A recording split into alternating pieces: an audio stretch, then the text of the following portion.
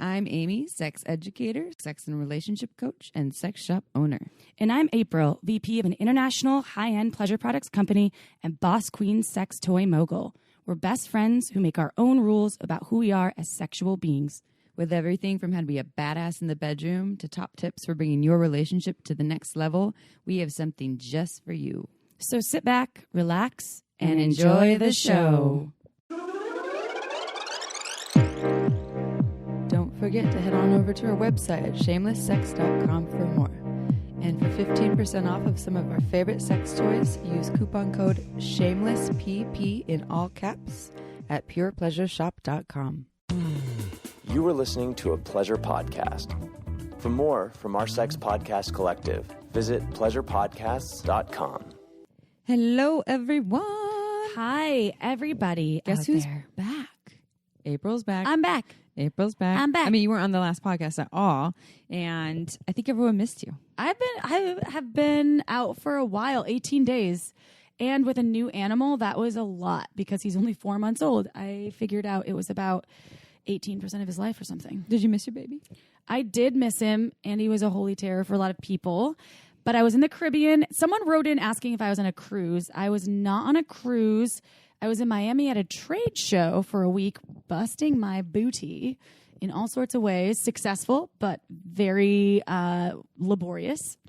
And then I went to the Caribbean to visit two friends that we have. Really sweet friend that actually you introduced me to. That's where you met your partner, actually, And at their wedding 2 years ago. At their wedding 2 years ago. And so it was a little bit of an anniversary trip. It was magical. The Caribbean, magic. Welcome home. Do you miss it? Do you miss home? Are you happy to be home? I missed my dog for sure. Did you miss me? I missed you a lot, actually. I know. Oh, it sounded like you were hesitant about that. No, I was thinking about how fun it would have been if you would have been there as well. Oh. And it was a great trip. Just a lot of boating and partying and relaxing. It was awesome. Sounds like a vacation. It was a full-on holiday. I charged my battery. I had some really great sex.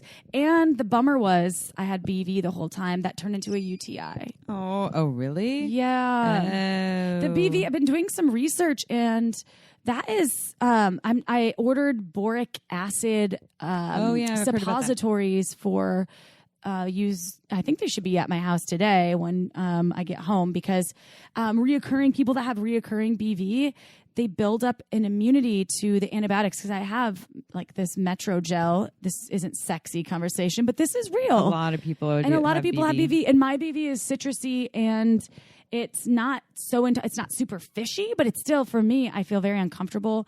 And so it ended up, I didn't bring the medication with me, so I was using the Femdopolis, that probiotic, as a suppository, and I was just sticking those. Which kind of it works, but it's not. For yeast infections, yeast infections for me, it works really, really well.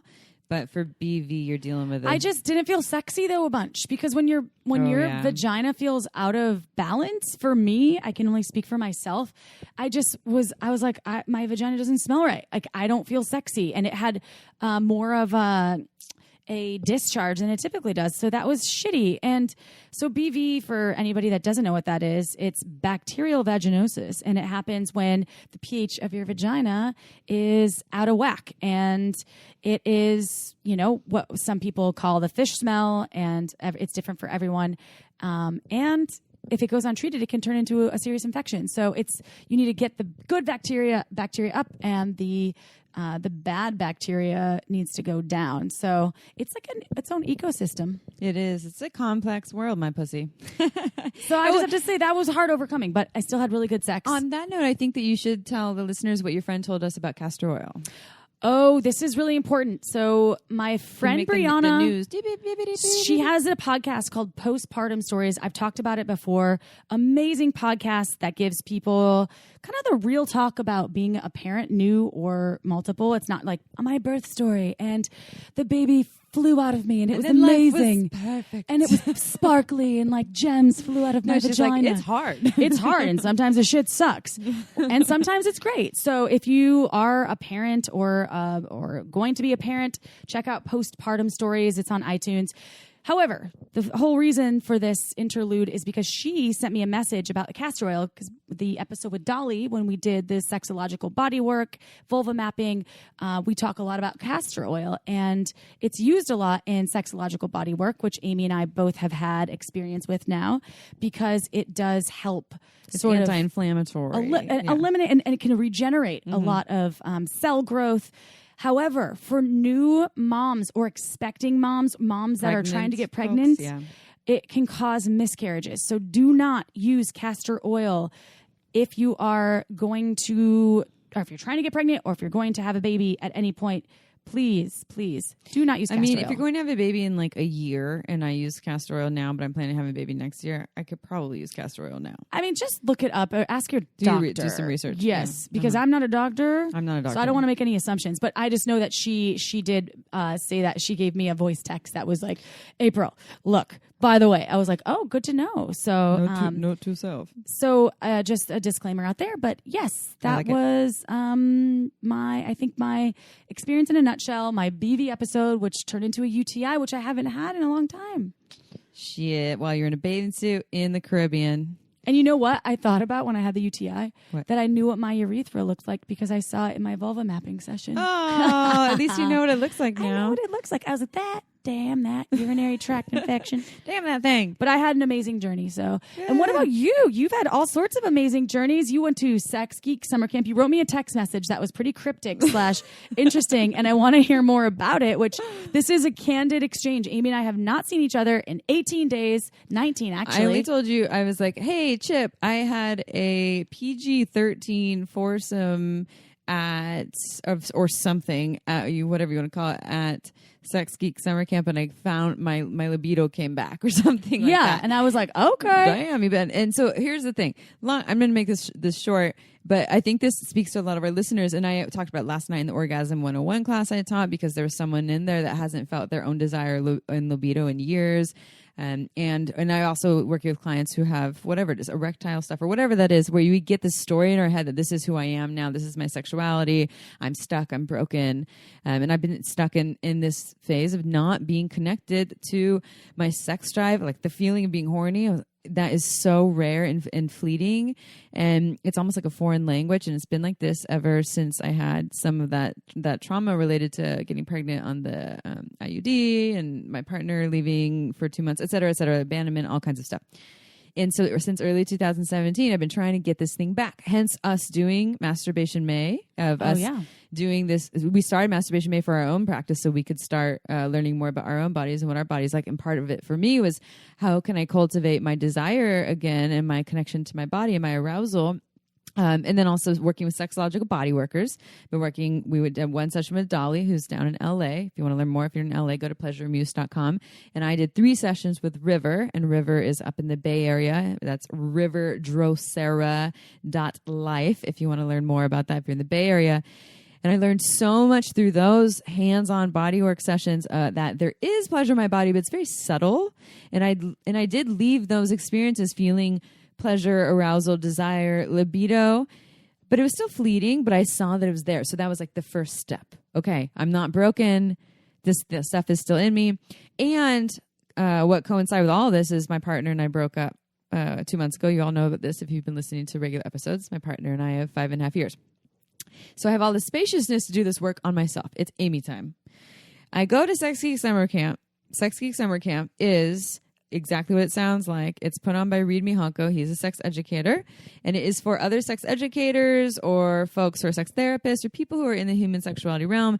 By day, they're at the camp sitting in a workshop space learning all about how to be a better sex educator, promote themselves and their business. By night, it's, massage parties and cuddle parties, and they have a playroom that has a Sibian sex machine, and Bunny from Sibian is there guiding people on how to use... Bunny Lampert. She has the same last name as me. Guiding people on the sex machine. I called her Sibian shaman because she literally be next to you while you're riding this thing and be like, keep going, honey. She's like the sweetest Southern belle too. She's has a Southern accent. She's a sweetheart. And there's people in the playroom just all sitting around learning how to stroke a penis and flogging each other and whatever. It's all consensual because consent is really big there, and consent culture and how to have those conversations. Anyways, so I go there. I go there as Amy. If you've listened to a lot of these episodes, you hear that I identify as painfully straight. Painful. It's not painful. It's just annoying. Painful because you don't have as many options as those that annoying. Are more open. Yeah, I see people who are pansexual, or my mom is queer, and she's like, I like dick, I like pussy, I like all kinds of in betweens. I love it. And I'm like, I have played with some women, and it's just not ever been my jam. So I went there as Amy, who identifies as painfully straight, very heterosexual, and Amy, who also doesn't like tickling. Now, everyone, I didn't go there thinking these things to myself, but these are just two key stories I had about myself. Can generally just hate tickling, like anywhere? I don't love what about tickling. An ear breath? It doesn't tickle. Oh. The story isn't that it tickles. I love ear stuff. Maybe our definition of tickling is different. So this actually coincides with this. Supports my argument or my story here, is that I went in with these stories of who I am. And also Amy doesn't have a high libido, is very disconnected from her body because she lost that thing 2 years ago. And so I go in there, and Sex Geek Summer Camp, I instantly feel like I'm at home. I've been there 1 year before. It's all of my super geeky, nerdy sex geek people. Most of them I don't even know, but a lot of them know about shameless sex, and that was cool. And I was supposed to stay for 1 night. I decided to stay for 2 because it feels so good to be there. And long story short, I started to get to know someone there that was really respecting where I was at. We this was a man there that I was very. We were getting to know each other, and cis man.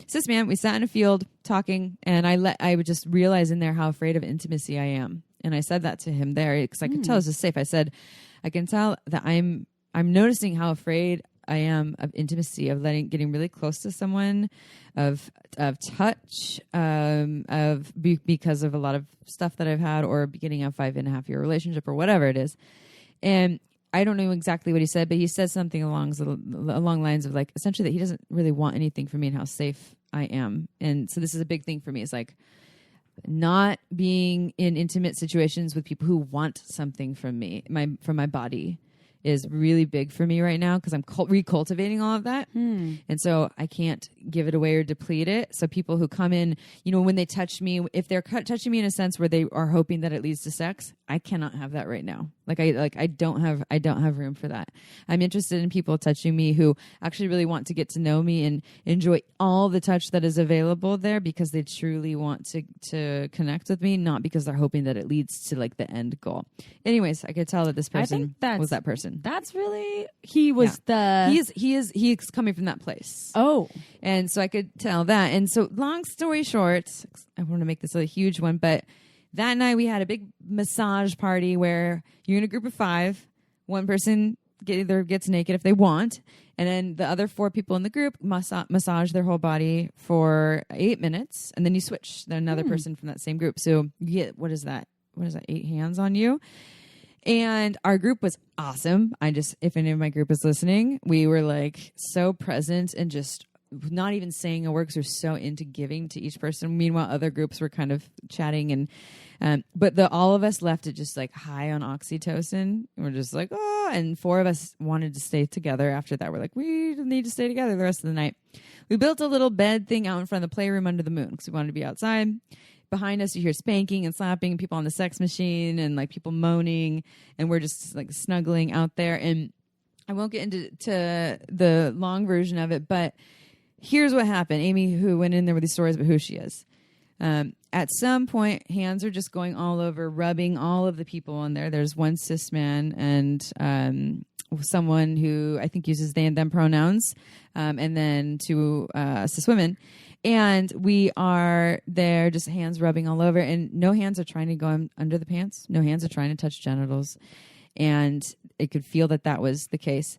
Number 2, it was just really playful and just snuggly and felt really safe. At some point, this man that I'm getting to know that's next to me, and there's this wonderful woman next to me on the other side who's just like ridiculous. Like 1 minute she's just really, you'd love her. She's silly and playful, and the next minute she has like a whip out and she's like very strong and dominant. At some point, this man next to me is kissing up my arm and getting close to my armpit, and this woman next to me who is petting the woman on the other side of her, or the person on the other side, the the human on the other side. This woman next to me reaches her arm around. So she says one hand on this other person on her left. Her right arm reaches around and she starts sticking her fingers in my mouth and I start sucking on them. And she's doing this like kind of loving, dominant way. And so I'm sucking on her fingers for like 20 minutes. And then this person next to me, this man, he makes his way to my armpit. And my first story is, I'm not going to like that because I don't like tickling. Then I realize, holy shit, I love this. And he's just listening. And you're out of your head. You weren't thinking like, oh my God, maybe I'm sweaty. I saw my story get there. Okay. And yeah, that came up like, oh, good thing I took a shower right before this. Right. But I also, that's where I would go. I'd be like, maybe I'm sweaty. Yeah. My deodorant probably wore off by now. And I was like, good thing. I did think good thing I took a shower for this. But he was just, he didn't give up. He was listening to my body like I was an instrument. Oh. And he was playing that thing. And by listening to the sounds I was making, and I was going crazy, like feeling more pleasure than I have in a long time from someone making out with my armpit while sucking on another woman's fingers for like 20 to 30 minutes. And I had felt so much arousal. And so, and then the woman with the finger, she turns to me and then she holds my face in this very dominant way and starts kissing me. And I'm so into all of it. Straight ass Amy, who doesn't like tickling, loves the mouth making out with the armpit. That ticklish has now just disappeared, and now it's just pleasure and orgasmic. And I'm really enjoying kissing this incredible woman next to me. And I have this thought of like, fuck, I'll go in that playroom and I'll do anything with these people. I'm so turned on right now. Do you think that this was because I'm sure listeners out there aren't going to Sex Geek summer camp? They're probably in their, their whatever spaces that they're in. How do you think that you got to this freedom or this space? Well, I made space for it because I exited a relationship that we just tried everything and it was done. So there was that. I think the biggest thing is I realized that I get in my own way with my stories about who I am. I'm Amy who's straight, who doesn't like tickling, blah, blah, blah. I'm put yourself in a box. Put myself in the box, and I saw the opportunity through safety, because there's safety with these people. It was very safe. No one was trying to take anything from anyone that was not. It was just shared experience of helping everyone feel amazing. And so it was those things of I feel safe, I have the spaciousness, and I'm free, and I see my stories getting in the way. And if I don't attach to them, I can actually maybe have a different experience that teaches me something else. And so what ended up happening is my fucking libido came back, and it's still here. Yeah! Like it wasn't just back in that. Let's cheers to your libido. Cheers to my libido. Like now my body remembers what it's like to be horny, desirous, to feel arousal. I came home and I was so turned on. I was like not knowing what to do with it, and I was kind of humping my couch a little bit. Like I'm baiting over here. Yeah, and so it's just it feels so good. I have to tell you what I think like part of a journey that I've also, and I can relate to this story of yours, is that I get in the way of myself all the time with my own stories. Yeah. You attach to them. We all do. I think as human beings, I'm a straight girl, or I'm I don't know, whoever you are. Yeah, I don't like tickling. I'm a Midwestern. I only orgasm in this one position, so that's the only way I like to have sex. Yeah. And sometimes I think that, or I don't like tickling, or I hate when someone touches my ears. Maybe the thing is, if it's a safe environment, you can explore those things. If you can ask for those places that you want to explore deeper, and not get stuck on the story. Exactly. And I think this is the thing. That's why meditation is helpful, to notice when the story comes in, and notice how you attach to it. Notice how you jump to believing it before you actually explore the sensations that are present.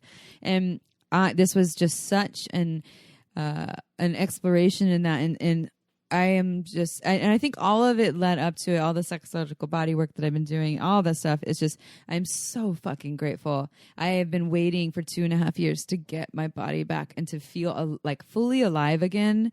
And I knew that it was possible, but my body didn't believe it. And I knew that I needed to get my body on board, and it's finally here. And it's here from the most unsuspecting weird situation, armpits and fingers in the mouth, and it's so incredible. So sometimes so you have to let go of things, and this is, I think, a great message for people. If for some reason you are feeling stuck or you're not feeling connected to your sexuality, perhaps you've been in a partnership for a long time, or you just feel very disconnected, you have to make a change. And listening to this podcast is a great start. Like reading books or having a therapist. There's sometimes you need to just make a shift, and sometimes it's letting go of things that might be hard to let go of. In this case, it was a partnership that still is healthy. You aren't in this toxic... We did everything we could. It was time. And I know that's an easy solution for folks that maybe don't have their lives so interlinked, and you didn't have children with your partner. However, it's also a possibility in this day and age to sometimes say it's okay to let go of the things that don't serve you, and you can do it in a healthy, respectful, beautiful way.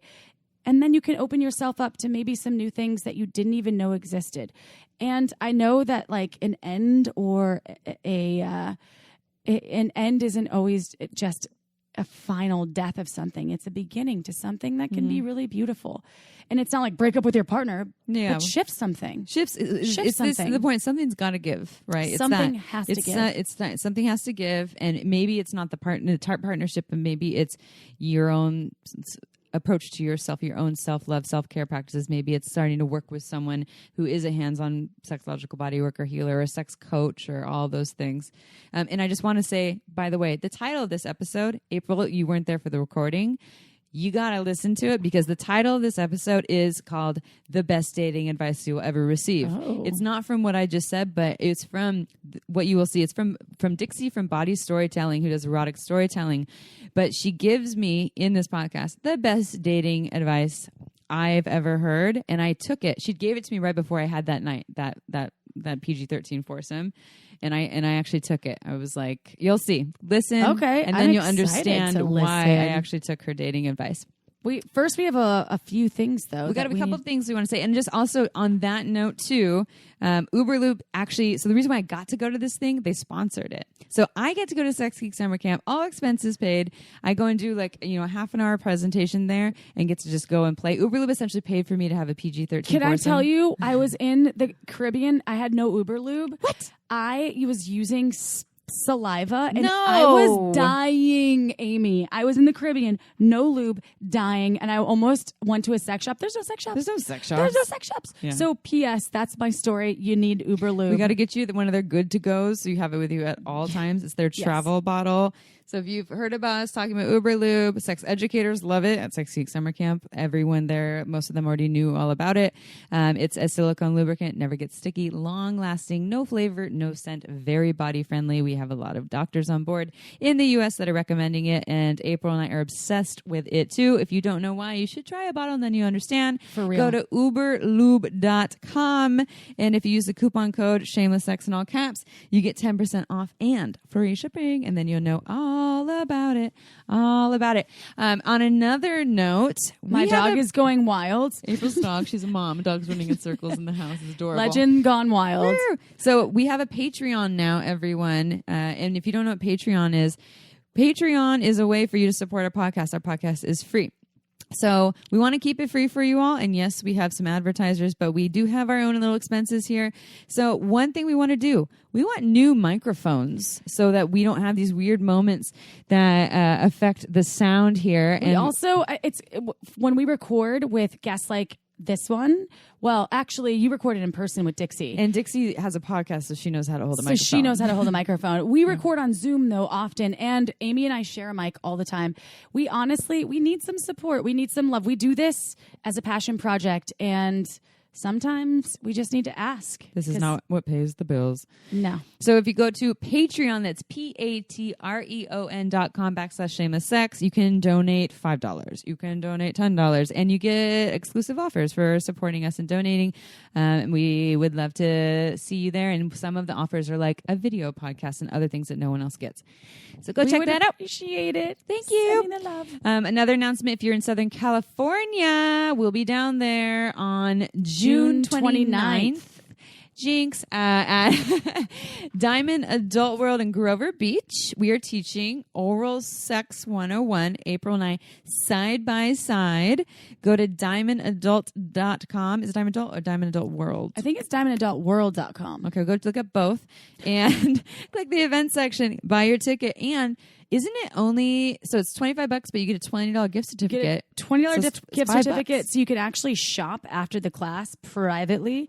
And you can ask us any questions that you need to ask after the class is over. If you want to know what to buy or you want to discount on Uber Loop, there you go. You got it. You just shop at the store. Yeah, we'll take good care of you.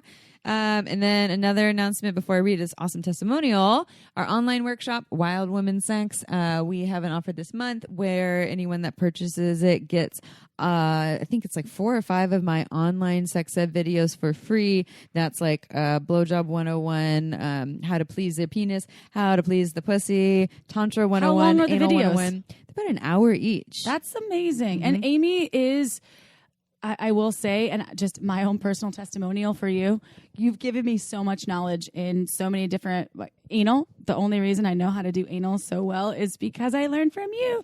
Blowjobs, definitely learned from you as well. You have a lot of great skills, but also you do it in a way that is honoring the other person, and it's with, I don't want to sound woo-y, but with love. I love woo.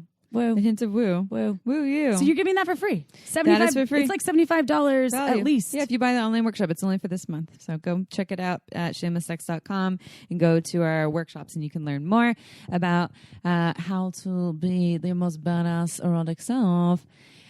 Okay, we have a testimonial, April, that I don't think you've read yet, but it's pretty fucking awesome. Where did it come from? An email. Oh, someone emailed us. It's from us answering a sex question. So I want to read this testimonial. So this listener says, I just wanted to say a huge thank you for addressing my question on your podcast. I truly appreciate so much hearing that what you both had to say, and I'm super committed to taking on board the advice that you offered. I think this is definitely the push I need to make a commitment to myself to really get the outside help and work through these issues for me. You guys are amazing, and I really am so grateful for all the things you guys give to all of us listeners. And P.S. a side note, I recently bought my first sex toy and went away on a romantic holiday with my partner. Holiday, that must be European, British. We really took some time to play and to go slow, and I was finally able to experience my very first orgasm. Safe to say, I felt such a rush of energy and release, and although I'm definitely not helped, finally having that release has started getting all that stuck energy flowing again. Thank you both again. I love these things. Why I feel like we're doing this. Yeah, that's why. And it is. I absolutely adore this listener for giving us a beautiful testimonial and shout out, and for, I don't know, just actually doing the work too. Giving gratuity, yeah. I mean, verbal or giving appreciation for anything, even if it's for this podcast or for something that's serving you in your life, is really, really cool. Yeah, it brings, when I see these testimonials, it brings so much joy to my day. This is why we do it, is to not to hear this, but to know that it's actually going somewhere and helping folks. It's helping. I know it makes me cry sometimes when I read this stuff. And on that note, for that listener, I don't know if we say this every podcast, but this has something I shared last night. I taught Orgasm 101 here in Santa Cruz, and I talked about OMG Yes. And again, I have clients that I work with in my sex and relationship coaching practice who watch OMG Yes, and it changes their lives. They had no idea about all these ways that they could pleasure themselves, that partners could pleasure them, or there's partners that watch it to learn how to pleasure vulvas. I told my mom about it, and she's actually using it. Yeah. Yes. And Mom, she doesn't listen, but I'll tell her to. She said that it's really helped some techniques within her partnership, which awesome. Has been like almost 20 years. I bet it could be a really good conversation starter if you don't know how to talk to your partner about what it is that you like. One, you learn the language too. It's completely research based. It's 62 online videos for season 1. Season 2 is out now as well. It shows you techniques on real people, showing you this is how I like to pleasure myself. It's very tasteful. It's not porn. It's much better than any instructional DVD or book on how to pleasure a vulva, and season 1 is external, season 2 is internal. So if you go to OMG Yes / shameless, you get $5 off. You did one of my backslash. I have to say, they're also amazing people to work with. I don't know. What they're doing is, important. I wish that more people would recreate what they're doing. Yeah. It's awesome. Well, they're going to keep making more seasons. There will be anal season, and it's anal season, and a season with penis pleasure, all kinds of stuff. They have a and they do it with care because it took almost 2 years to even get the second season out, which I appreciate. Sometimes it means someone's actually doing it with a lot of intention. You ready for a quick sex question?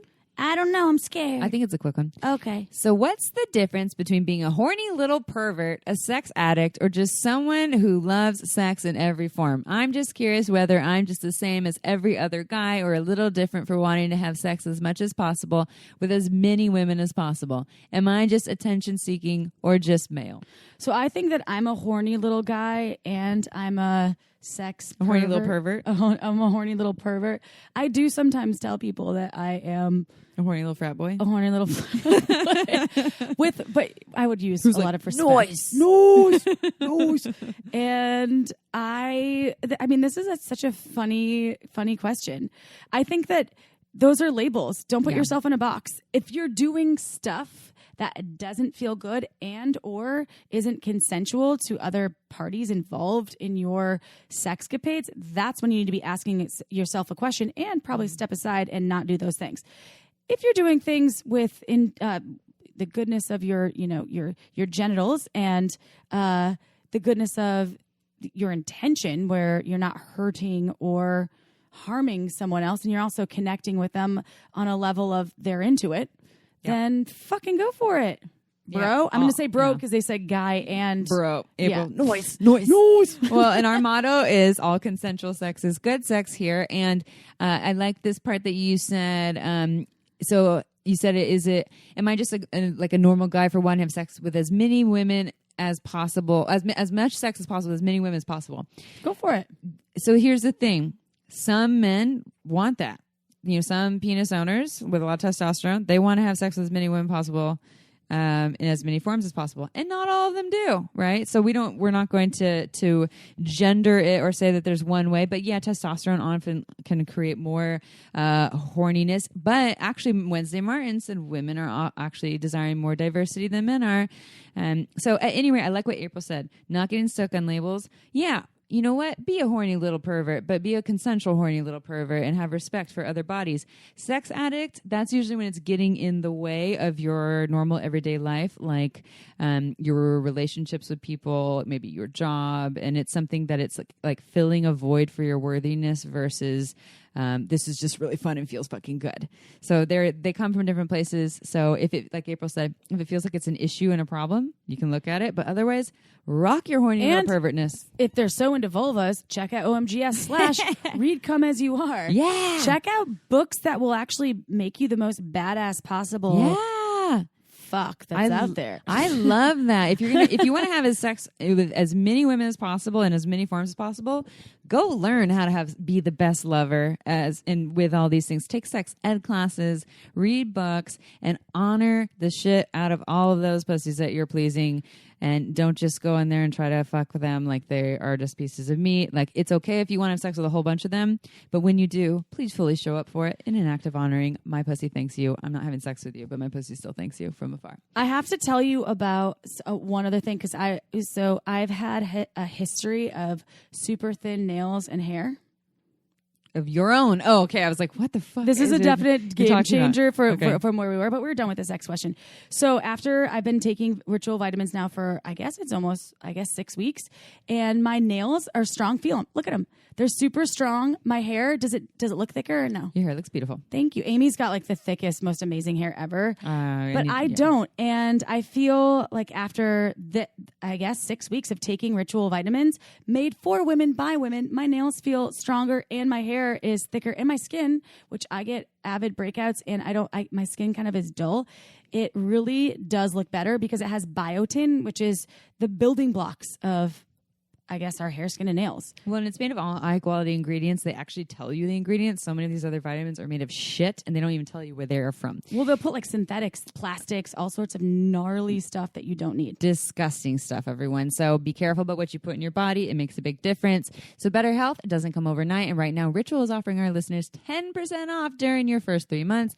Fill in the gaps in your diet with essentials for women. It's a small step that helps support a healthy foundation in your body. Visit ritual.com/shamelesssex to start your ritual today, just like what we're doing. We love rituals.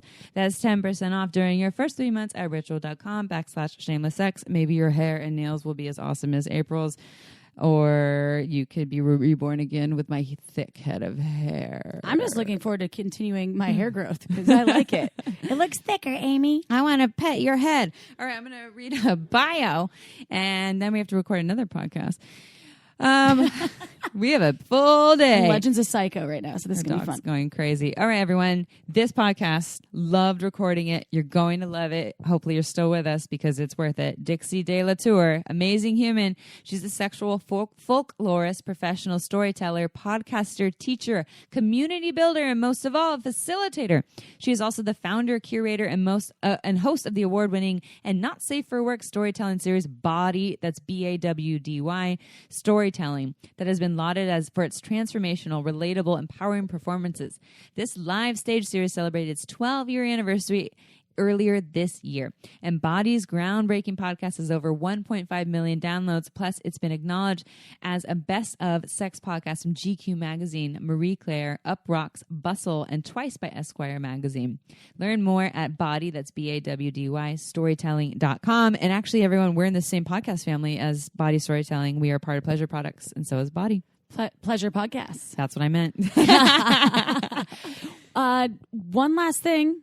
PurePleasureShop.com. Did we talk about that? We didn't, but I think it's going to be a little wonky here. It might already be in the podcast. We don't really need to. Okay. I mean, I think we have in the beginning and the middle. I just wanted to make sure because I just noticed we didn't do that at all. Yeah, I think it's fine. Okay. So you ready, Chip? I can't wait. I can't wait to hear because you've had said only good things about this podcast. All right, here we go.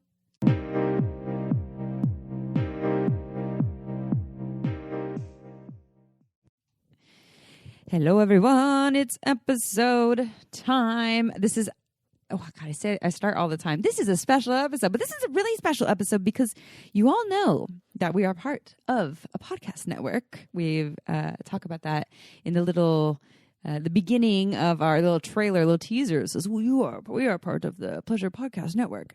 And we are part of the Pleasure Podcast Network. And there are either 7 or 8 of us, I don't remember now, sex positive podcasts. And so we're like a little family, but not all of us, all of us haven't even met. and right now I am at Sex Geek Summer Camp, and the wonderful Dixie De La Tour is here from the Bawdy Storytelling podcast. And when we found out that we were both going to be here, we were so excited because we're like, we could finally meet in person. And now it's the perfect opportunity to record a podcast. We have presented Dixie's trailer in a past episode. If you're not aware of Bawdy Storytelling, I will actually have Dixie explain a little more about it. And I am not even 100% sure where our podcast is going to go today, so we'll find out. But Dixie, welcome to Shameless Sex. Thank you. So happy to have you here. Thank you. If y'all could see how Amy is dressed right now, it's like 90 degrees. Yes. She's wearing a cut-off like a belly top Sex Geek Summer Camp, cut off at the arms, wearing some cute little ruffle butt panties. Like circus shorts. Yeah, they're like circus, except it's the sexiest clown you've ever seen in your life, this outfit. And so tan. Oh my gosh, it is hot up here in Oregon. In about half an hour, there's going to be a massive Sex Geek Summer Camp slip and slide happening. Naked slip and slide. Oh, it's naked? What about like burns on your nipples? Sounds dangerous. I don't know. It's naked. Like think about where we are. It's naked. It's naked. They love the naked, and they had asked. They made a request that next year Uberlube sponsors, so it's a Uberlube slip and slide. So we'll see Uberlube. We want to do that. Uberlube. Think about it. So tell our listeners who didn't hear the trailer that we did maybe a month or two ago. What is Bawdy Storytelling? What is and it's not just a podcast, but so how did Bawdy Storytelling start, and what is it? Both, there's a podcast and then what you do on tour. Okay, the first thing you should know is Bawdy is spelled Bawdy. I like how you said it. Bawdy. I can't do it. And I'm from the South, and I can't say it right, but I just always love the word. Yeah. I always thought of, like, I used to see on, like, channels at 3:00 in the morning, I'd see old Mae West movies, and I was like, God, she is talking some dirty shit. But she's not talking dirty. She's dirty, but she's not dirty at the same time. She was very pre-code. So before they started shutting everybody down on their language, and that was when they started with, you can't say the word pregnant on TV. What? You couldn't say pregnant? Couldn't say pregnant. You had to have two twin beds. Lucy and Desi had two twin. Every TV show had twin, because before code, things got really racy, and then TV went, "Oh yeah, we're not going to have any of that." So she would get away with stuff that when you see old movies, you just sit there and go, "Did she actually say what I think she just said?" So I always loved her. Yeah. So I didn't want to be her. Well, fuck yeah, I did want to be her. Let's be honest. But I just loved how racy she was, and I loved the way she would just kind of like her cool delivery and stuff like that. So Bawdy is a word that means off color and blue and racy and risque. And it also somehow seems to dodge the whole don't use the word sex in the current social media environment too. Oh yeah. That was handy. I didn't plan that one, but yes, you're not Facebook's not eliminating you from everything because you don't have the word sex in your a lot of people don't shut me down because sex isn't anywhere near the name of my show somehow. Bawdy Storytelling is a live sex and storytelling series. We're the original. I was a sex party producer who discovered storytelling and then went, perverts, got some fucking stories. And so originally it started really small, kind of unscripted. Hey, I got a story, and they'd get up. And then as I fell more and more in love with storytelling, I started coaching people and really getting them to the why we do what we do. Let's understand each other. Let's judge each other less.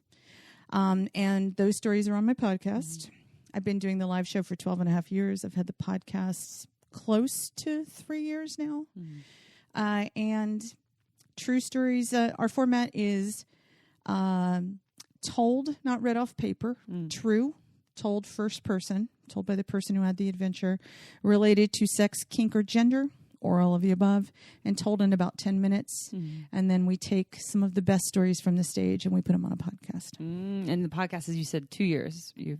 Almost 3, I think. Weekly episodes? Weekly episodes. And as you know, weekly episodes are hard. I know. It's a lot.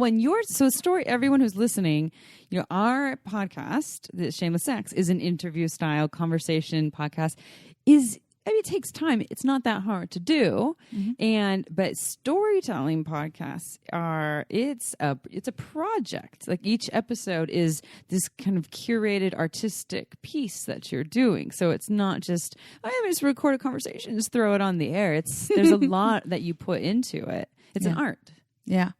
It's a lot of time coaching people, being their therapist, because a lot of times we do things and don't understand why we do the things we do. And as we work on the story, they go, holy shit. Oh my God. That's why I fucked everybody on the internet. I had no idea what drove me. They understand themselves. There's often tears on stage. It's funny. Yeah. It's the gamut of emotions, but there's often at least one time in each show, there's this moment where we all kind of sob together, and then the next story is hilarious, and we get past it, So that's going to be one of my questions about what people are getting out of this experience of telling their erotic story, and what it seems like it is. I envision this, or I'm comparing it to cognitive psychology, right? You're sitting in the doctor's chair and you're talking about all of your issues and your problems. And so someone is listening to you, but you're not just listening to them. You're asking them questions and helping them to dive deeper through the layers. And it's refining the story. And then things pop up, realizations, aha moments, light bulbs, maybe acceptance, moving through shame, I imagine, as well. Right? Totally. Yeah. There's a lot of reason. The reason that we tell people that they want to get on our stage is that they will get laid. Because after you tell a story, people know a lot about you. They know what you're into. They know what you're looking for. They understand you. And often after you get off stage, somebody's going to come up to you and go, oh, you were at Kink Fest. And, that scene you were talking about, I'm very interested in that. Hookups do happen. A lot of it is that people will walk into the show and they will be in the back of the room going, looking intimidated. And then maybe somebody on my staff of volunteers will go, have you ever thought about telling a story? And they're like, oh, no, I'd never do this. Tell a story about sex. I'd never tell a story about sex. And then they watch the people on stage and they watch the audience and the respect. They get standing ovations constantly. They get like a room full of love directed at them. They have full attention. They're seen in a way they've never been seen in their life. I tell people when you get off the stage, you're going to quit your job tomorrow because you feel invincible after you've done this. Public speaking is the biggest fear. Oh my gosh, it's such a big fear for people. And here's something that's funny. Like you would think talking about your sex life is harder. It's actually easier than public speaking. Just public speaking in general. Yeah. You go to a businessman conference and you go, current agile technology dictates that blah, blah, blah. And everybody's just like, okay, guess. Yeah.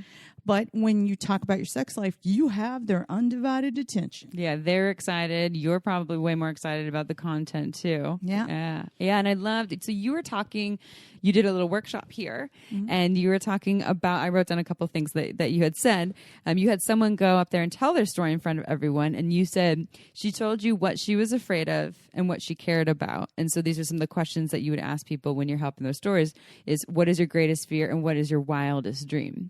This is what helps people to tell a story, but also this is what people want to hear. This is what they relate to, right? So you talked about relatability was really, really big there, right? Yeah. Yeah. So I'm just, if you can elaborate more on that, because I thought that was really, really interesting the questions to ask people to help people go in there. I would imagine that's why it becomes the therapist office. Yeah. Well, a lot of times when people want to tell you stuff, they're like, I will give them a monthly theme. I'll say the theme of the next show is bottoms up, true stories of anal drinking and or submission. Pick one or all. It's a writing prompt. And they go, oh my God, I have this great story about anal, and they want to tell me a story. I'm going to tell a story about the threesome where I had anal. It's not a story. So they will just tell you the act. They'll say, we got together, there was a person, there was another person, and then they put it in my butt, and it was hot. They often say that. And I will say, okay, had you ever had anal? I don't know why we're talking about anal, but we're talking about anal. Let's talk about anal. Had you ever had it before? Well, no. That's a good detail. Let's put that in. That's my first time having anal. Yeah. Okay, there you go. It's a different story. You start a story that way. Very exciting. I'm sold. And, so you never had it.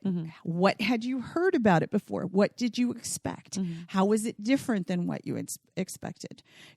So that is your greatest fear, that it's going to hurt. What is your wildest dream? I have friends who tell me it's unlike anything they've ever done before. Their strongest orgasms. They're, I've heard it can be amazing. That might be your wildest dream. You've heard that is possible. It's not really just about the sex, though. It is about, the sex is what we're all interested in, but it's really about why we do what we do. If we understand ourselves sexually, then we understand ourselves better. Like maybe you just never considered yourself an adventurous person.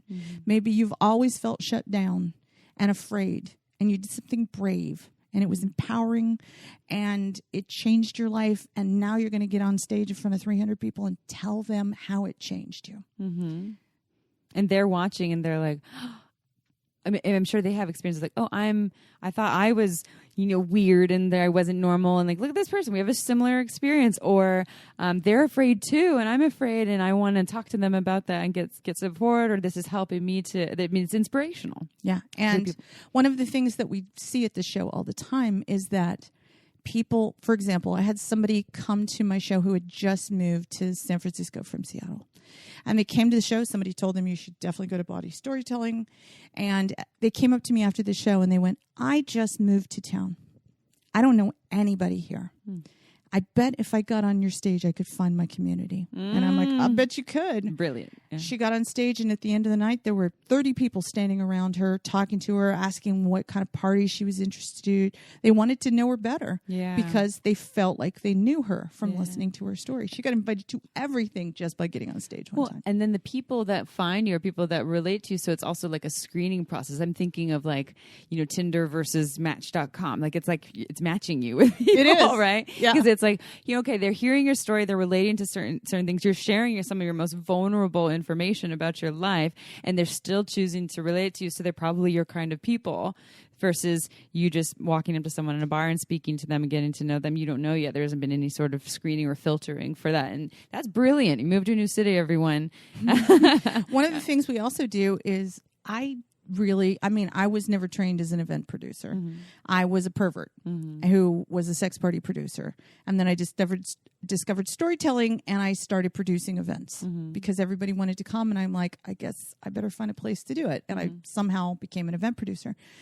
But one thing that I would watch is how afraid people were. And it's gotten worse over the years. People are afraid to leave their house. Social anxiety is getting worse. Social media is making it worse. People don't know how to connect and look each other in the eyes anymore. Scared. And so I don't want to produce a show where you come in and you sit in your chair and people talk at you from the stage, and then we go, okay, get the fuck out. Yeah. Show's over.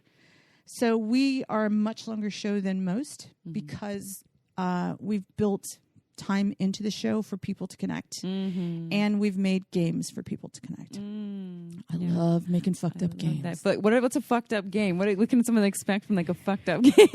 Well, at every show we have our trademarked game Bango, and Bango is dirty bingo.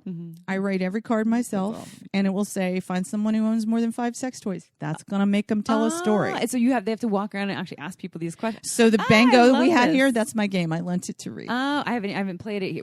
Have they already done Bango here? They did it, yeah. But there's some cards. Okay, go down. There's some cards down there. Gotta go get Bango. Yeah. So it's. I usually tailor it toward the audience and say, okay, last month my show was Unicorn Fest. Has ever had somebody be a guest star in their sex life? Has, different forms of questions that might relate to the theme. But also, are you brand new to the show? Have you never been here? Because we're a community. And now they know to make that person feel super welcome. Or has ever had a fantasy of having a threesome? Well, you've had that conversation already, and it leads to them telling you a story. So we give you lots of prompts to tell your own stories to other audience members, so you don't have to just listen to the stories on stage. If you listen to a story, it is almost impossible not to tell a story. You just sit there and twitch and go, good boy. I have one too. Yeah. I love that. That's the typical game. Yeah. Some shows I pull out my fucked up games. One of my most fucked up games. I'm working on new fucked up games. You're a self-identified pervert, so it's perfect. One of my games that people have very strong reactions to, and here's the origin of the game. Once upon a time, I had a sex worker in one of my shows years ago. In the same show, I had a gold star gay male. Never been with a woman before, and I tell them, if you'd like to sell your book, if you have a music CD, if you have something, I will give you table space because you're performing for me and we want to support you and let people know how to find you. And the sex worker said, can I sell my dirty panties? And I went, if the venue asks, the answer's no, but fuck yeah, you can. So she sets up this table. This is so San Francisco. She sets up a table selling her dirty panties, $10 to $40 sliding scale. That is so San Francisco. Yeah. Sliding scale, dirty panties. And sold out immediately. Oh my God. And in that same show, that gold star gay male, Matt, walks by and he's carrying a pair of her panties. And I walk by and I go, Matt, why do you have Maxine's panties? And he said, well, my husband couldn't be here tonight. My husband is bisexual. He slept with women before. And I figured if I bought a pair of her dirty panties that I could take them home and it would inspire him telling me a story and we'd have a conversation. And so while we're standing there, there's a bunch of people around me. I'm like, can we smell her panties? So we're all huffing her panties going, oh, do you smell cinnamon? It smells good, And I just kept thinking about that, about how those dirty panties had inspired people to just like connect over it, you know, and about how this man who you would expect had no interest in what he bought. Yeah. Surprise. Took it home and had a moment with his partner because of it. So I started doing some research and I learned that there's this thing called pheromone dating. Pheromone dating is the way that they do this in the regular world, not the pervert world, is they will send you like an American Apparel t-shirt and they'll say bike to work in it or wear it for a day. And then you put it in a Ziploc bag and then they put a pink or blue sticker on it. And then you go around at their speed dating event and you sniff all the bags. Oh, and you don't know whose it is, but they're in the room. The person's in the room, but you don't know. So you're looking like, I hope it's that one. So each bag will have a pink or blue sticker and a number. So let's say blue 23 has got it going on. Yeah. You go find blue 23. They've got a sticker on their shirt. Interesting. So what I do, pink or blue is not us. Yeah, of course not. I tell people just bring things. I don't think a t-shirt's going to do it, y'all. So I'm thinking it's going to be your jockstrap. Or, you know, it's going to be a butt plug. Yeah. No, not a butt plug. Not a butt plug. Not a butt plug. Yeah. I'm sure that's happened. Lots of dirty panties, sometimes bras that have, you know, sweat on them. And you get pink, blue, or lavender stickers. One goes on the bag. One goes on you. You go sniff everybody and then go find the person and go, I like it. Yeah. Oh, yeah. And it makes people kind of flirt in a totally different way. Yeah. There's something here in the sense. Wait. It's called Sniff Test. Sniff Test. Okay. This is something you do like in the intermission in between. Yeah. Okay. Now I want to know the what actually happens to that. Like what are the success rates of people liking the scent and then wanting to pursue actually having sex with them or dating that person? I do not have. I would only have anecdotal research for you for that. But it does get people laid. Yeah, I will. Yeah. I will. I'm going to put a research. I'm going to find a lab assistant for that, and I'm going to get you some facts and figures. Well, you did, yeah, and then you could. I mean, you could just survey them after and make it a whole science project, and then do research, and then you could just start a whole thing. And you make your own pheromones. You become a millionaire. I'm ready for that. Yeah, I'm ready for that. Yeah, we do have ways at the show that you can write a personal ad. Mm-hmm. And then people can respond to your personal ad and leave them inside a brown paper bag. Yours goes on. That's called OK Pervert. It's like OK Cupid. So you put an ad on the front. Hey, we're looking for unicorn. Hey, we're looking for a trans male for a threesome later on tonight in the parking lot because that's happened. And then just put your ad up. Mm-hmm. You know everybody is in the room. Yeah. Because they're at the show. Mm-hmm. So they're not wasting your time. They're not on the wrong part of the internet. They're not some time waster.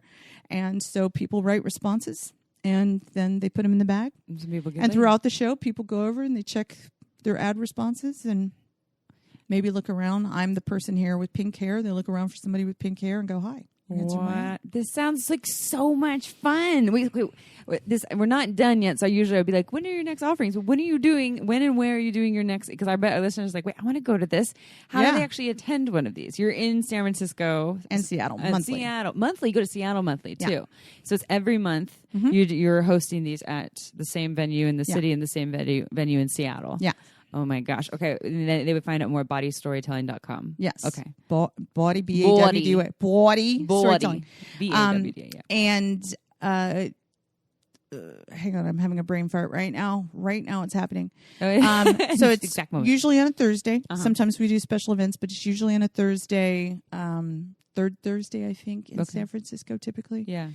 I'm about to go on a short hiatus to work on some, coaching and projects and big stuff like that because I live on the West Coast where nobody does anything in August because of Burning Man. Oh, it's true. So I just don't produce live events in August. Yeah, it slows down.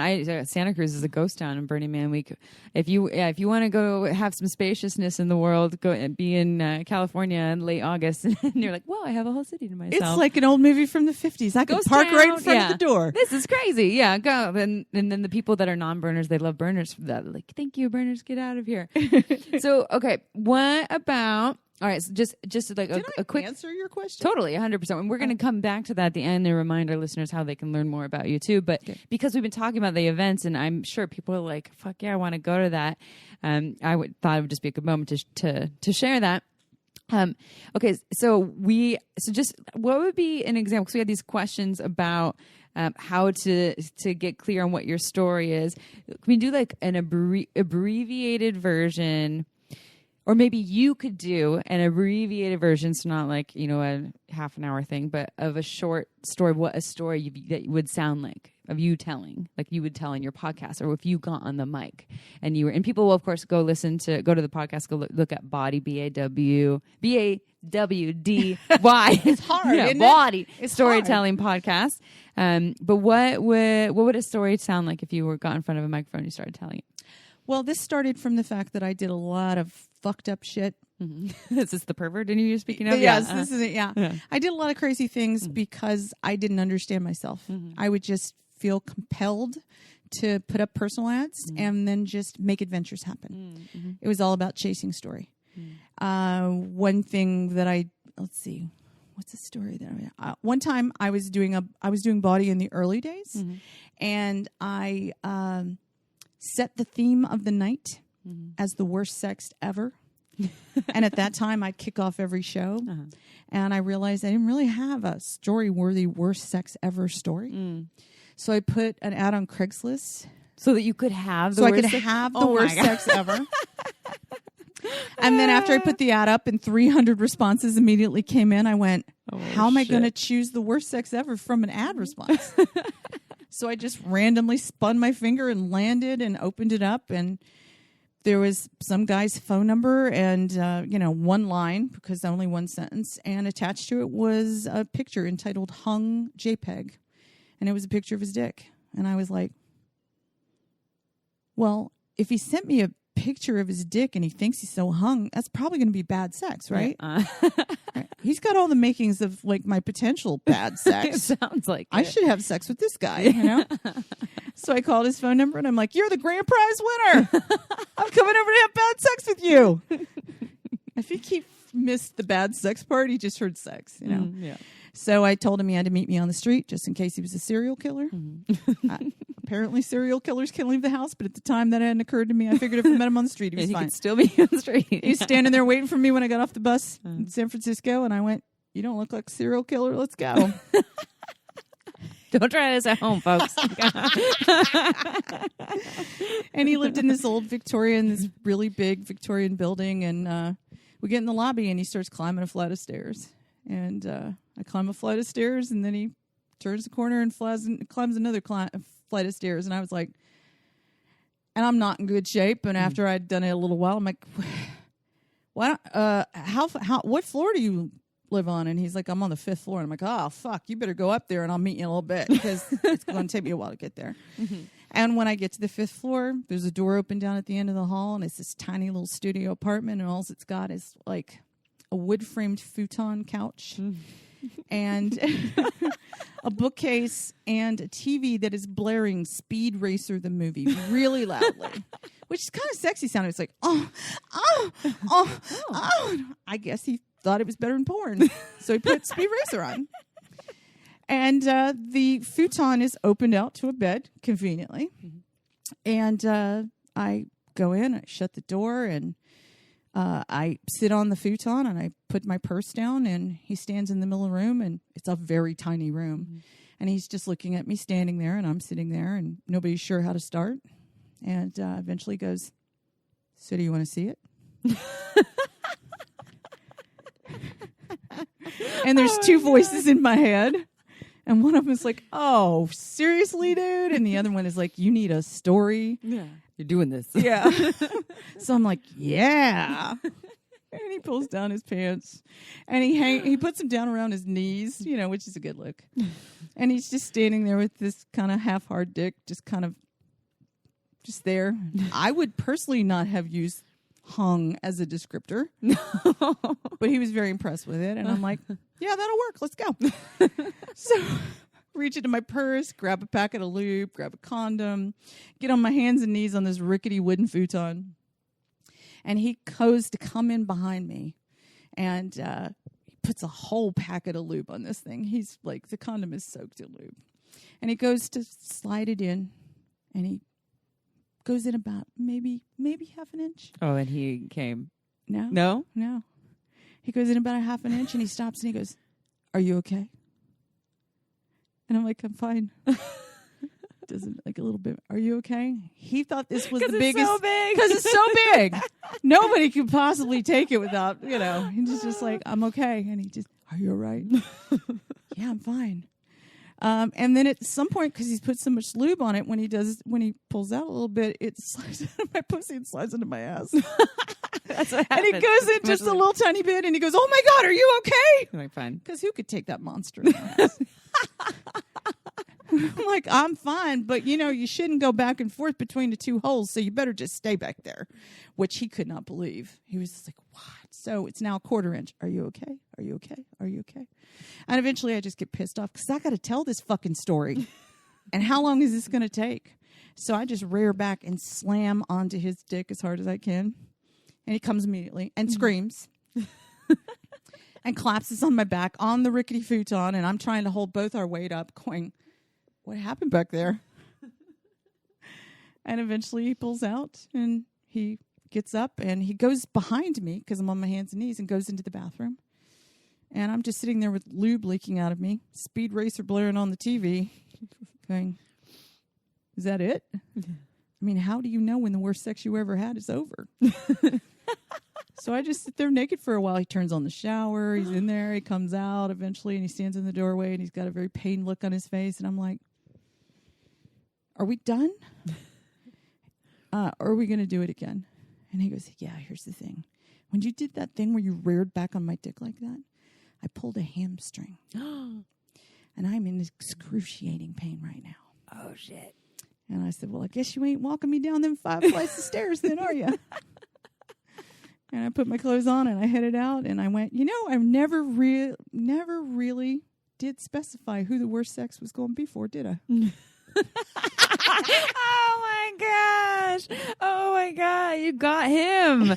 That's awesome.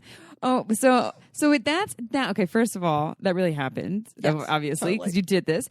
Second of all, joke's on him. Third, so that is a story within a story. What you just told, it's kind of a meta, meta, creating a story for the show, which I used to do a lot in the beginning. So it's like I didn't really know. I needed to create a story. There's a specific topic, so I went, and this is my experience to create a story. And then you had a story that perfectly unfolded and is fucking awesome. And I bet a lot of listeners are like, "Holy shit, you can do that? You can just go and post a Craigslist ad and go and just like, I want to have the worst sex ever." And it was for him. So I guess the next question to this day, is that the worst sex that you've had, or is it just the worst sex for him? Have you had worse sex than that? Have I had worse sex than that? I don't know. I've had a lot of I've had a lot of sex. Yeah. So I'm sure I've had a lot of bad sex. But one of my favorite quotes is, "Experience is what you get when you don't get what you want." So sometimes when something goes awry, you're just like, "And now I know that." So I try and treat most of them as a learning experience. Yeah. So it's kind of like, yeah, it wasn't great, but I learned something new, and I'm always a fan of learning new stuff. Yeah, I love that. As you were saying, I was trying to think of like, what is the worst sex I've had? 'Cause I have definitely had some bad sex or not great sex, but it hasn't come to mind. But I kind of want to explore that and then make a story about it. It sounds really fun. Oh, now let's talk about the fact that we were going to talk about dating and story creation for you. Yeah, but then I was like, I actually don't have any great stories yet about dating. I mean, I went on a one day as a single person, and it was a Tinder date, and so you would ask me, what was your fears, and what was your wildest dream. But it just doesn't feel like it has a lot of vibrance yet. So that is a story that you have done. But you've told me that you're recently single, right? Yes. So what's to stop you from approaching dating as creating a story in the same way that I just did? I get I created a story. You can, because one of the hard things about dating, I mean, we're not people who believe in, I'm going to find the one and settle down forever. But we are looking for something. Yeah. And dating stories are hilarious because of the mismatched expectations, especially if you meet on the internet. They have a vision of you. You have a vision of them. You meet, reach Yeah. the break. Not what I thought I was getting at all, which is the start of any good story. But what if instead of having it, I'm anxious, oh my God, I'm going to meet this person and they seem like this and I hope I like them. Instead of approaching it like traditional dating, what if you approached it like, I'm going to create a story. I like that. It's like a game. It's like a game. Yeah. Gamified dating. Yeah. I'm gonna go play the game. But I'm playing it with intention of creating a story instead of going into it blindly. I like that. It feels like there's more control is the wrong word, because it actually feels more like there's more flow available in it. And it also feels inspiring, like, because part of being in this single space right now is I'm in this very protective space with my body. I'm doing a lot of work with my body, not body, but body around, tolerant sex, compliant sex, caretaking men, all these things where I'm in this, like, it's just me and my body. And like, I'm not going to let anyone fuck with this thing. Like anyone that touches this body gets like anywhere close to it. Like I have very, very high standards. I'm going to be one high maintenance human and pussy. And part of that though is I feel like I'm getting in my own way. I feel like I have a book in me. High maintenance pussy. High maintenance pussy. How to be a high maintenance pussy.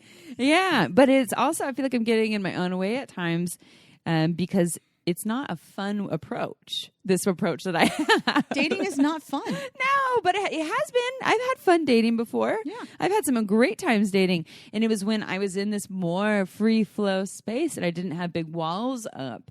And I think the walls are here for a reason, but maybe they can be a part of my story. Yeah. Yeah. How about instead of making it about whether you're going to have sex or whether you're going to be immediately attracted to each other and we're going to move into this tempestuous thing, test their sense of adventure, you know?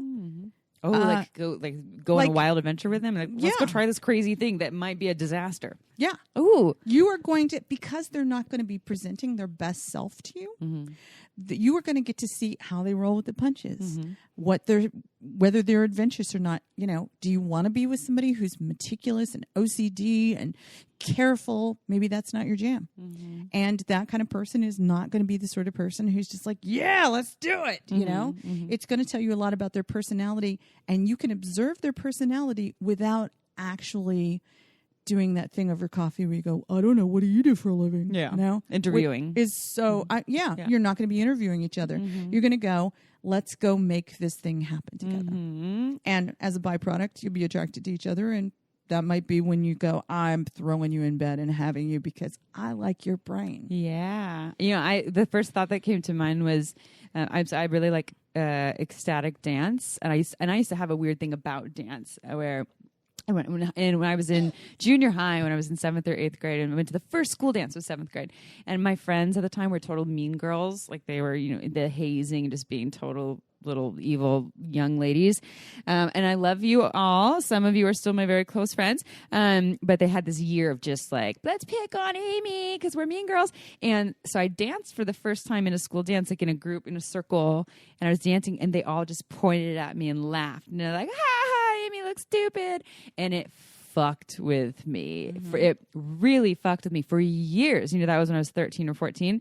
That stayed with me until my mid 20s to around there. I started to work on it, meaning not be in my head when every time I would dance and think everyone was looking at me and pointing at me in my early 20s. And then in my later 20s, when I started taking like MDMA and going to Burning Man and all these crazy places where I was like, oh, people don't give a fuck how they look, how they dance. So I'm going to go just do that. But then I discovered, so I started to grow out of it and get more comfortable with just this free flow, letting my body look ridiculous and not caring. But it was usually involved some sort of drugs or alcohol. And then I discovered ecstatic dance. And if you go to ecstatic dance, have you seen one before? Yeah. It's a wild show. It's a sober event. It's to all kinds of wild music, but people will look like primal animals in there. Anything goes. You do whichever because you're listening to your body and what your body wants to do. But it's edgy and people aren't used to it. They go in there and they're like, holy shit, what is this? But that would be a good adventure date with someone. Oh, yeah. Like, okay, hey, meet me at the coffee shop. We can meet each other. Okay, 5 minutes, like, oh, what's your name? All right, we're going to this place. Yeah. Are you on board? Oh, you've never been here? Cool. Take your shoes off. Don't talk to me on the dance floor because that's one of the rules. And just get in there with all the wild monkeys, and I just watch them and see what happens. Science project. I would advise you to probably give them some sort of heads up rather than meting them at the coffee house. Yeah. Well, the coffee house was like, I'm going to trick you, and maybe not trick them. So I would tell them ahead of time that I'm going to, but then they might already say, because how am I going to throw them a curveball? You could do a little riddle, or you could do a little bit of be open to experiment. Be open to experiences where you let your freak flag fly, or something like that. It's like a hint. You're like hinting. Okay, give them a hint, and then when you walk them in the door, and they go, "Yeah, not my jam," or something like that, you can go, bye. I'm going on the dance floor. Did you hear the clues? Yeah. I gave you clues. Yeah. You kind of got a heads up. And this was, for me, a test of somebody who has my same adventurous spirit. Yeah. Mm-hmm. And, it's not a love connection for me, but I'm going to go dance now. So if you want to come out there, come. But otherwise, bye. Because dating can be a big waste of time. Totally. You meet a lot of people, and then you're just like, so I got to a point there for a while where I was just like, okay, I got to multitask. Yeah. I'm going to meet him at the laundromat while I do laundry. I want to see a movie. We're going to go to a movie together because I have things to do. And if you focus on the doing things and less on the, is this true love? You have so much more fun. Yeah, I like that. And then it's not like, oh, I wasted my time, or it was this awkward thing where we went out to the dinner or the interview. It really is the interview. And then so many people are constantly disappointed, and that disappointment then further discourages them from the dating world, and they get deeper in the story about why dating sucks. But you're saying here's a whole new approach to it. Yeah, don't make it about traditional dating. Yeah, one of my favorite dates, probably the best date I ever went on, was I put an ad on Craigslist that I said, I don't do the coffee thing, I don't do the interview thing. Propose the best adventure, and then we'll see if it's something that we both want to do together, and we'll do that thing. And it's less about your job and all of that kind of stuff. And most of them were really lame attempts at adventure. And there was this one guy, Steven, who said, why don't we climb to the top of the Leftio Dual Bridge next to AT&T Park and stand at the top and hold hands, and if we feel like it, we'll kiss it as we watch the sunrise or sunset, as we watch the sunset. And I went, yeah, I'm kind of landlocked. I'm not the kind who climbs bridges. And he's just like, I've done it before. It's easy. I'll help you. And it was like the best offer that I had. Even though I was like not particularly interested in that adventure, it was like, have I done that before? No. I should keep my mind open. The day before the date, I was very impressed with this. He went to scope out the Leftio Dual Bridge and discovered that Homeland Security had decided we were not climbing bridges anymore. People are jumping and falling off those things. So we're not going to do that. So we sat there kind of disappointed. I didn't want to climb a bridge, but I was like, well, that was the most adventurous pitch I got, So he started saying, here's some other things we could do. We could get together and make homemade truffles. I'm like, is this because I'm fat? And he goes, we could dress up really fancy and crash a super high-end cocktail party. I'm like, And he just threw out some other ones that didn't sound as good. And at a certain point when he said, we could crash a party, I'm like, oh, you know what? That reminds me. One of my friends is having a birthday tomorrow night. I probably should show up at his birthday party. He goes, okay, we're going to go to your friend's birthday party. And he goes, we should make him a present together. Like, okay. He goes, what can you tell me about your friend? I'm like, well, his favorite color is orange. And he's the founder of Monsteroki Camp at Burning Man. And everything is raw because he's a monster. And he goes, okay, great. I want you to show up at my house tomorrow at 7 p.m. directly to his door. I want you to bring a half a yard of orange fake fur and, just a couple of other things. And I'm like, and he didn't tell me what we were doing. I'm like, okay. And when I showed up, it was just like, hi, that's what you look like. Hi, that's what I look like. Let's make something. And it turned out he knew how to sew. I didn't. And he said, we are going to make a messenger bag for your friend made out of orange fake fur. and he makes it and lays it out, and we're hot gluing it, and he pulls out some reflective bicycle material, and he's like, and now we're going to cut out the letters, put it on the side. We're going to make up this really cool Burning Man bag. And I don't know how to sew, but everything that he knows how to do perfectly, which should make me feel stupid, somehow there'll be a gap in his knowledge. And you have something yeah. And he'll go, oh, but if we write in ballpoint pen on the reflective material, the pen will show up. I'm like, glass cleaner will take that off. That'll be fine. Let's just do it. And then we'll wipe, cut it out and all that kind of stuff. He goes, really? And it was just like, I felt dumb. I felt smart. I felt dumb. And it was just kind of like focused on this thing, not the interview. Yeah. And at a certain point, we finished it and looked good, and the glue was drying. And he goes, now let's make truffles. And I'm like, again with the truffles? Lay out the truffles. And we go in the kitchen and we get out the cocoa powder and the cream. And I've never made truffles. I'm not a cooker. And he's just showing me how to do this guy, Burning Man and truffles. Yeah. And we start making like pounds of truffle. He's putting you to work. He has a truffle business. You know? Unpaid labor. Yeah. We're standing in his beautiful kitchen in the Mission with the, like late afternoon sun. I'm learning how to make truffles. I'm having a good time. I'm not thinking about whether my hair looks good, whether all the things that you do on Dayton, And we get to the end of the truffle making that he's shown me perfectly. And then he takes wax paper and he's got it cut out in little squares. And he goes, now we're going to wrap up the truffles. And he takes it and he puts the truffle in the middle of it. And he just takes his hand and closes it like a flower. And then, of course, it goes open. And I'm like, you don't think that's actually going to hold that in, do you? And I show him how to do it like saltwater taffy. And he goes, oh, that's a great idea. Like, how can you be so smart and not know these super basic things? Yeah. But, I show him how to do that. He shows me how to make truffles. We put 5 pounds of truffles in the orange raw bag. Wow. And by this point, it's like 10:30. And he goes, we should get to this birthday party, shouldn't we? And we show up. And everybody's like, Dixie, where have you been? And I'm like, this is Steven. We made this for the birthday boy as a present together on our first date tonight. And everybody's like, what? And they're telling the story and they're eating the truffles. And people start swarming me and I lose him in the crowd. And I feel bad because I want to take he's my guest. Yeah. And he totally disappears as people start talking to him. You made truffles. These are homemade, asking him questions and stuff like that. He's gone to the other side of this room that has this 100 and some people in this party. He comes back 20 minutes later and catches me behind me. He whispers in my ear, I don't know a single person at this party. This is awesome. Which is me. Wow, yeah. That's totally me. If I'd have asked him as a question, I wouldn't have learned that. Yeah. We ran around, talked to strangers for the longest time. Eventually, we plopped down on a couch next to each other, and I said, I want to go out on a date with you again. And he goes, I want to go out on a date with you again. And that's how it started. Oh, my God. I just figured out the title of this podcast episode. What? It's going to be the best dating advice you ever receive, or like the best dating advice ever, something along those lines. And with Bawdy Storytelling, it's going to be a big hit. I can already tell.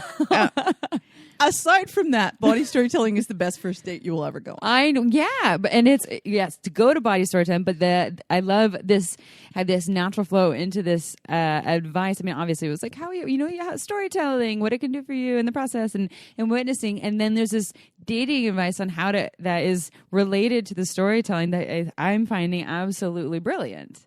And I want to go on that date, and I want to meet Truffle Guy, and I want to get more creative with these things. And now I'm actually excited about dating. Dixie, you just gave me therapy. And now I get to say I'm a dating coach. Yeah, you're a dating coach. I'm Amy's dating coach you're now. My dating coach. Everyone, if you want Dixie to be your dating coach. Oh my God, I love this. All right, well, you need to run to Eugene, also known as not running, driving. Yeah, I'm leaving Sex Geek summer camp and headed back to San Francisco. But it's been 90 degrees here, so I'm spending the night in a hotel tonight. Yes, you're getting some AC, and I'm going to go down to the Naked Slip and Slide and burn my nipples off. Excellent. I'm going to maybe I'll put some Uber Lube on ahead of time. I'm going to give you my phone number so you can send me a picture of a burnt nipple while I'm laying in an air-conditioned bed going, sucker. Miss that. Yeah, sucks for you. Will you tell our listeners again where to find your podcast, what your website, all the things, how they can find you? I know that they have a lot of questions, and then you're offering too because you do coaching. Yes. I do story coaching. Apparently, I do dating coaching. Yes, now. you do.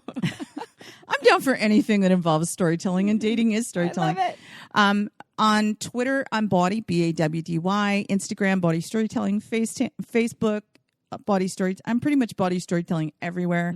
Podcast, you can find us on any of the platforms, and we're weekly, just like you guys. And BawdyStorytelling.com will have your upcoming events and all of your information. Your podcast is there, everything. And now you're a dating coach.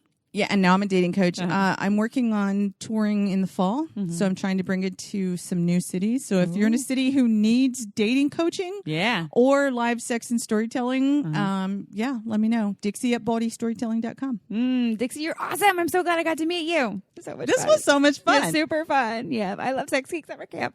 All right, everyone. Well, I'm sure you love this. Go check out the Bawdy Storytelling podcast as well as the events. I live in Santa Cruz. I just realized I can come to one of your events in San Francisco, and I'm really excited. And I hope I come to the ones with the super fucked up games. That sounds fun. The super fucked up games I'm working on. Some new games like Fistorama.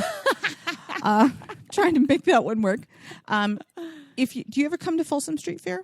I'm hoping to go this year. I mean, I've been before. Yeah. So we're going to do Bawdy the night of Folsom Street Fair. You told me that. And we'll have the games and everything out there too. All of it. Oh, you know that's going to be a super fucked up body. Super fucked up.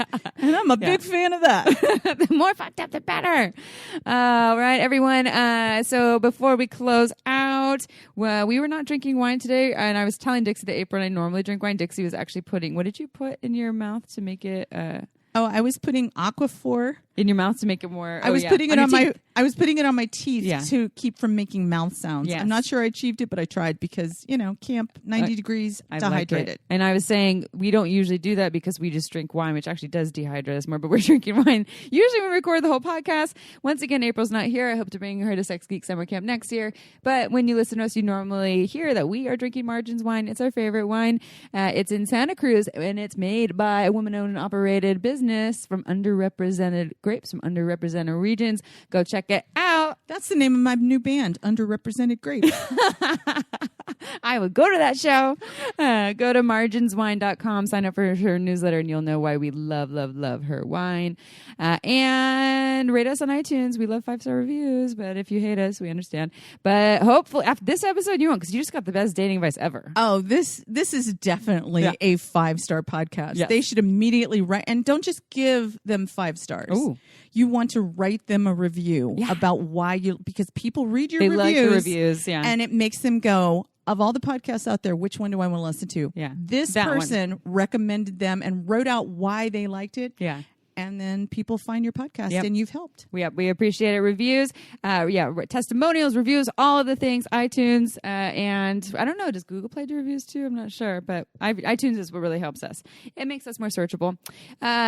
With that said, I love you all. And as April would say, thank you, Dixie. You're awesome. April would say that? April would say thank you, Dixie. And then April would also say, ciao for now. Don't forget to head on over to our website at shamelesssex.com for more.